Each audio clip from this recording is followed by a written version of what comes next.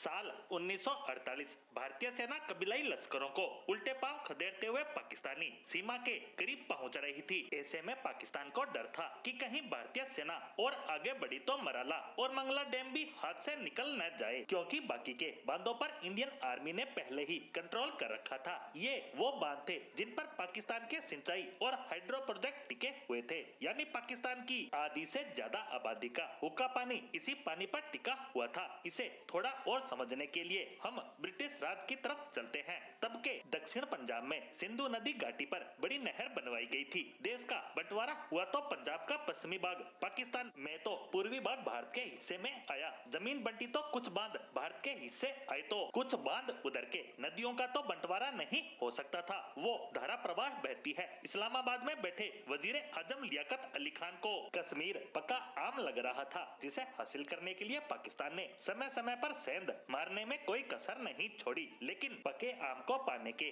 चक्कर में पानी से तो समझौता नहीं किया जा सकता था। ऐसे में मन में डर भी सता रहा था। उसे डर था कि अगर युद्ध जैसे हालात में भारत ने पाकिस्तान आने वाला ये पानी भी रोक दिया तो, या बदला लेने की जरूरत में कहीं भारत इतना पानी ना छोड़ दे कि कराची द्वारका न बन जाए। ऐसे में तरकीब निकाली जिसे नाम दिया सिंधु जल समझौता। पर समझौते के लिए भारत तैयार कैसे हुआ और यह समझौता करवाया किसने, तो इसी को और आगे समझने का प्रयास करेंगे। लेकिन पहले बात करें आजादी के ठीक बाद की, तो 20 दिसंबर 1947 को पूर्वी और पश्चिमी पंजाब के चीफ इंजीनियर्स के बीच एक समझौता हुआ कि भारत पानी का एक निश्चित हिस्सा 31 मार्च 1948 तक पाकिस्तान को देता रहेगा। इस एग्रीमेंट को स्टैंड स्टील एग्रीमेंट के नाम से जाना जाता है। समय जब खत्म हुआ तो अप्रैल 1948 से भारत ने दो प्रमुख नहरों का पानी रोक दिया, जिसके बाद हुआ वही जिसका डर था। पाकिस्तान के पंजाब की 17 लाख एकड़ जमीन की हालत खराब हो गई। जैसा मैंने पहले बताया, पाकिस्तान कश्मीर को